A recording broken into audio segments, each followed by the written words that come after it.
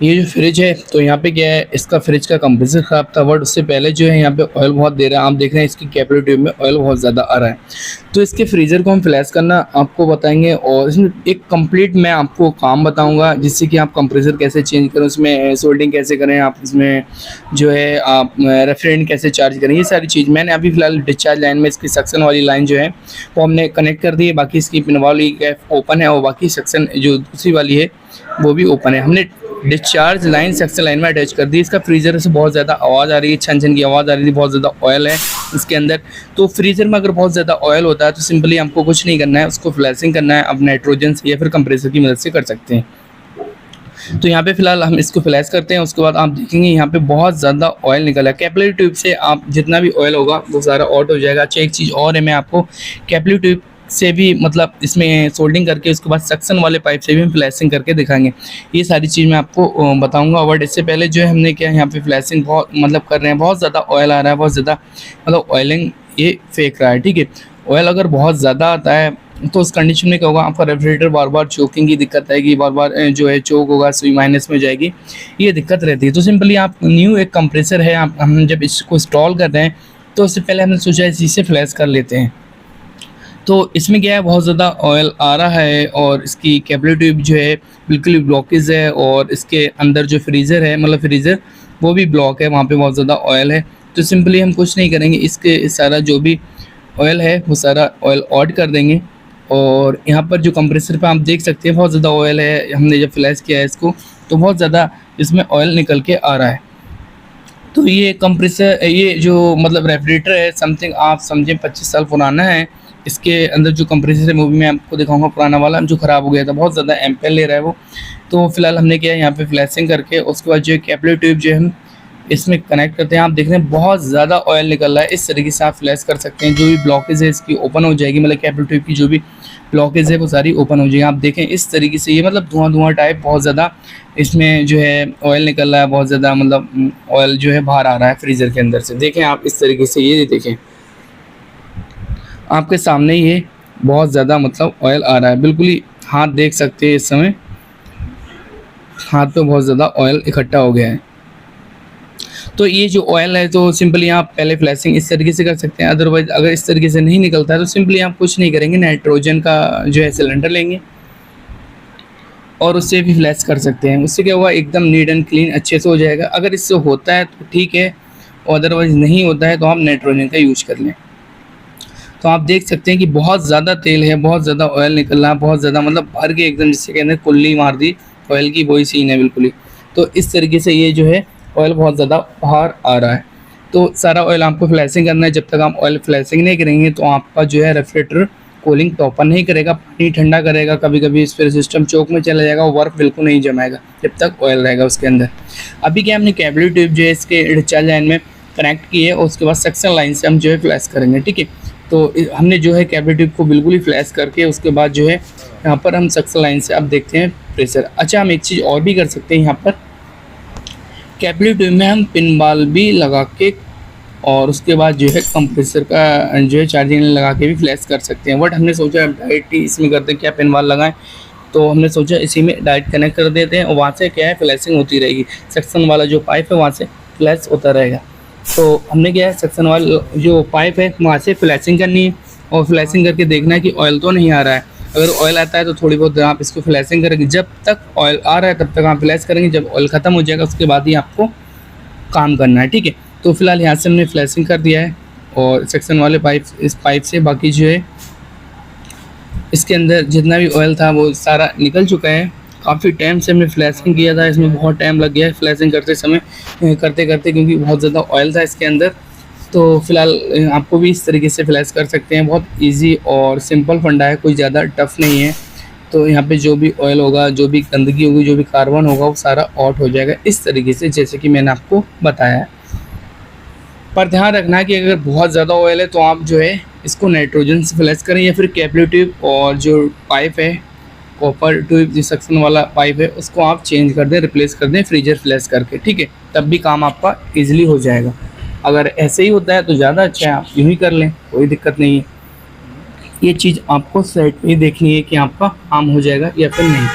तो फिलहाल हमने क्या है यहाँ पर फ्लैशिंग वगैरह सब कर दिया है। बाकी जो है इसका हीटिंग कंडेंसर जो है वो भी हमने चेंज किया है, न्यू आप देख लें 8 लाइन का ये जाल है।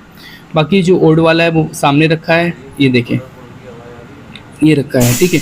बाकी फ्रीजर जो है हमने फ्रीजर सेम रखा है, क्योंकि फ्रीजर के अंदर जो भी ऑयल था, जो भी गंदगी थी, सारी आउट कर दी हमने, अच्छे से सबको नीट एंड क्लीन कर दिया। अब इसमें क्या है, हम सोल्डिंग वगैरह करके और उसके बाद जो है हम इसमें कंप्रेसर इंस्टॉल करते हैं। तो फिलहाल हमने ड्रायर कनेक्ट किया है, ड्रायर के साथ एक हमने कॉपर ट्यूब यूज़ किया है, जिससे कि वहाँ पे सोल्डिंग करते समय जो है अच्छे से सोल्डिंग हो। और दूसरी बात ये, जब रेफ्रिजरेटर चले तो वहाँ पे लीकेज की दिक्कत नहीं है। तो कभी भी आप ड्रायर अगर आप कनेक्ट करते हैं तो डायरेक्ट आप उस हीटिंग कंडेंसर में ना करें, एक कॉपर ट्यूब ले लें, उसके बाद जो है इसको कनेक्ट करें, ठीक है। और फ्लेक्स का यूज़ करें, जहाँ पे जैसे आयरन है और कॉपर ट्यूब जब हम कनेक्ट करते हैं तो वहाँ फ्लेक्स का यूज़ करते हैं, तो आप वो ले लें, जिससे कि स्वागा बोलते हैं, ठीक है। तो और अच्छे एक चीज़ और, आप पाइप जो है अच्छे से उसमें रेग माल से साफ़ कर लेंगे तो जल्दी सोल्डिंग हो जाएगी। तो उसके बाद जो है इसको जो है ड्रायर को भी सोल्डिंग करते हैं, मतलब सोल्ड करते हैं। एक हल्की फ्लेम में आपको ड्रायर को हीट करना है, कॉपर ट्यूब ज़्यादा हीट करना है। उससे क्या होगा, आपका सोल्डिंग बहुत अच्छे से होगी और जल्दी आ जाएगी। और पीछे बैक साइड आप इसको ध्यान रखें, एक पत्ती आती है जो, वो आप ज़रूर लगाएं, जिससे कि बॉडी कंप्रेसर की जो है ना जले, आपका जो ड्रेन वाला पाइप है वो ना जले। और दूसरी बात ये सोल्डिंग करने में भी आसानी करती है, जल्दी जल्दी सोल्डिंग हो जाती है। कैपिलरी ट्यूब पे आपको सोल्ड करना है, अच्छा उसमें क्या करना है, आपको ड्रायर को ज़्यादा हीट करना है, उसकी नोक को, कैपिलरी ट्यूब को कम हीट करना है। अगर आप ज़्यादा हीट कर देते हैं कैपिलरी ट्यूब को तो वहाँ पे टूटने के चांसेस रहते हैं। तो इस चीज़ का भी आपको थोड़ा एहतियात रखना है, ध्यान रखना है इस चीज़ का। फिर उसके बाद जो है एक ही बार में जब हीट हो जाएगा तो आप कैपिलरी ट्यूब पे जो है वेल्डिंग रॉड को मेल्ट कर देंगे और वहाँ पे सोल्डिंग हो जाएगी। तो इस तरीके से आप सोल्ड करेंगे हल्की हीट में। ज़्यादा हीट स्टार्टिंग में बनना है, फिर फ्लेम जो है हल्की कर देना है, उसके बाद जो है आपका सोल्डिंग हो जाएगा। तो आप देख रहे हैं यहाँ पे सारे जो भी हमने सोल्डिंग किए हैं टाके वो सोल्ड हो गए हैं। तो आप देख रहे हैं ड्रायर का भी है एकदम अच्छे से आ गया है, और बाकी जो है कैपिलरी ट्यूब भी आ गया है।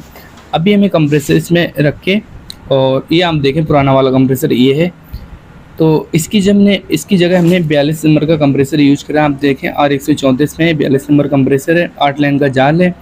बाकी इसमें हम इंस्टॉल करते हैं, इसकी रबड़ जो है आपको सारी कनेक्ट कर देना है। उसके बाद एक ट्यूब होता है इसमें, वो भी आपको कनेक्ट कर देना है, जिससे कि इसमें फिर आ जाए आराम से कंप्रेसर में, ठीक है। अगर आप रबड़ नहीं रखते हैं इसके नीचे तो वहाँ पे वाइब्रेशन होगी, कंप्रेसर ऑन करेगा, तो इस चीज़ का ध्यान रखना है। उसके बाद इसके नट जो है वो कनेक्ट कर देना है। आप देख रहे हैं ये नट पड़े हैं, तो हम इनको भी कनेक्ट कर देंगे, क्योंकि ये जो है कनेक्ट करना बहुत ज़रूरी है। और उसके बाद जो अगर कनेक्ट नहीं करेंगे तो कभी भी आपका कंप्रेसर जो है अगर इधर से उधर फ्रीज किया तो वो निकल सकता है कंप्रेसर। तो इसका एहतियात रखना है कि आप जब कंप्रेसर इंस्टॉल करेंगे तो वहाँ पे जो है इसका नट जो है वो कनेक्ट कर दें। उसके बाद जो है इसकी अंदर कुछ क्लिप होते हैं, वो क्लिप भी लगा देना है, ठीक है। बाकी गोटी या फिर चाबी वगैरह से, मतलब इसमें 10 mm की गोटी है या फिर 10 की चाबी लें, चाबी से ज़्यादा बेहतर रहेगा। अगर गोटी से होता है तो आप इससे भी देख लें, मतलब टी वगैरह लगा के।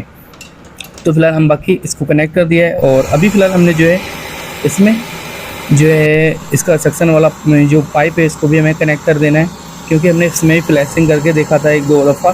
तो हमने फिर उसके बाद देखा सब कुछ ओके था, कोई दिक्कत नहीं, सारी सोल्डिंग एकदम प्रॉपर आ गई। और बाकी जो है हमने इसमें वैक्यूम कर लेना है, तो आप भी वैक्यूम कर लें।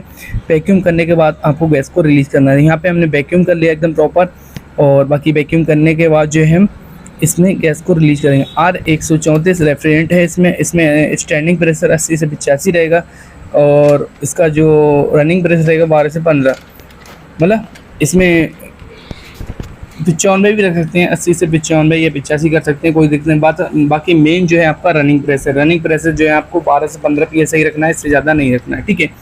क्योंकि इससे ज़्यादा रखेंगे तो फिर कभी कभी दिक्कत आ जाती है। तो आप 12 से 15 रखेंगे, उम्मीद है उसमें कोई दिक्कत नहीं आएगी। तो यहाँ पे हम थोड़ी सी इसकी चार्जिंग लेने, इससे एयर निकाल देते हैं, और उसके बाद जो है गैस हम रिलीज़ करते हैं। सिलेंडर में गैस अगर कम है तो आप सिलेंडर उल्टा कर दें, मतलब लिक्विड में चार्ज करें। अगर फुल है तो आप वेपर मतलब सीधा करके भी चार्ज कर सकते हैं। तो फिलहाल हमने जो है यहाँ पे आहिस्ता आहिस्ता गैस को रिलीज़ कर दिया। बाकी इसका रेफ्रिजरेटर जो है वो ऑन कर दिया। यहाँ पे हीटिंग कंडीशन जो है हीट होना स्टार्ट हो गया है, और काफ़ी लाइनें इसकी हीट हो गई, क्योंकि न्यू जाल है इसलिए जल्दी हीट होता है। अगर ओल्ड होता है तो थोड़ा टाइम लेता है। तो फिलहाल यहाँ पे जो है एकदम ड्रायर जो है अभी फ़िलहाल हमने इसको हल्का ही हीट हुआ है, ज़्यादा हीट नहीं हुआ है। इसका रनिंग प्रेशर आप देख लें यहाँ पर, मैं थोड़ा सा क्लियर करके दिखाता हूँ।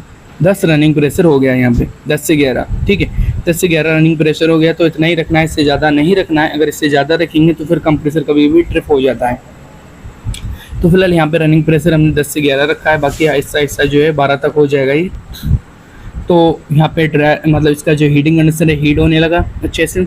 बाकी इसका रनिंग प्रेशर जो है वो समथिंग 12 तक आ गया है। तो आप देख लें 12 तक ये आ गया है, 12 रनिंग प्रेशर है। बाकी इसका जो है फ्रीज़र दिखाते हैं कि कूलिंग कैसी कर रहा है ये। तो फिलहाल हमने इसे ओपन किया है और बाकी जो है इसका फ्रीज जो है अच्छे से एकदम चिल्ड हो रहा है। और इसमें क्या है, जब हम हाथ रख रहे हैं तो हाथ हल्का सा चिपक रहा है। तो इस तरीके की अगर कूलिंग होती है तो कूलिंग प्रॉपर होती है। तो फ्रेंड्स, ये इन्फॉर्मेशन अच्छी लगी, वीडियो को लाइक कर दो, चैनल पर न्यू विजिट किया चैनल को सब्सक्राइब कर दो। Thank you for watching.